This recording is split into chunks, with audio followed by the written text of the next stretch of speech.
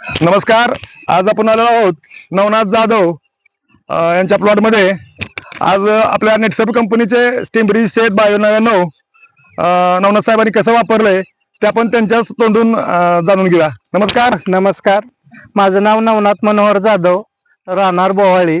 पण माझं बाबळगाव मध्ये 1 एकर रान आहे, गोरे साहेबांच्या शेजारीच आहे. त्यात कांदा केलाय. ही कांदा रोप आणल्यापासून, रोप रानात आणून ठेवल्यापासून मी ही टिंबरीची फवारणी रोप लावलं. काय कशा पद्धतीने वापरलं जरा सांगा. रोप आणून रानात ठेवल्यावर पहिल्यांदा रोप फवारलं टिंबरी. रोप लावतानाच कांद्याच्या रोपावरच पहिला टिंबरीचा स्प्रे मारलेला आहे. तिथनं परत लागण केल्यानंतर 10 दिवसांनी एक फवारणी घेतली.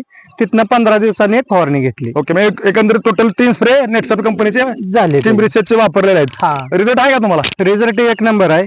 साईज म्हणलं तर सगळी समसमान साईज आहे. साईज वगैरे बरी आहे. कसं आहे? काय 1 नंबर साईज आहे.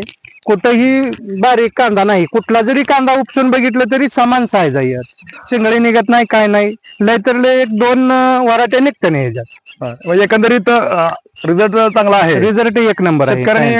शेतकऱ्यांना काय सल्ला द्याल तुम्ही? शेतकऱ्यांना मी एवढंच सांगतो की प्रत्येक शेतकऱ्याचा कांदा असा नासून बाद झालाय. त्यांनी शेत जरी त्या टायमाला ही शेतची बाटली जरी खालनं सोडली असती तरी मुळीची पॉवर जास्त वाढून कांदा वाया गेला नसता किंवा जाग्यावर नसून गेला नसता. मी बऱ्याच शेतकऱ्यांचं बघतोय की कांदा पूर्ण जाग्यावर बसलाय. त्यांचा कांदा म्हणजे 50 ग्रॅम सुद्धा झाला नाही.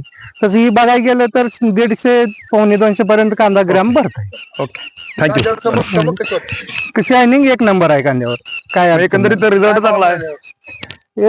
65 ते 70 रुपये कांदा जाईन असं वाटतंय. हा, 1 नंबर.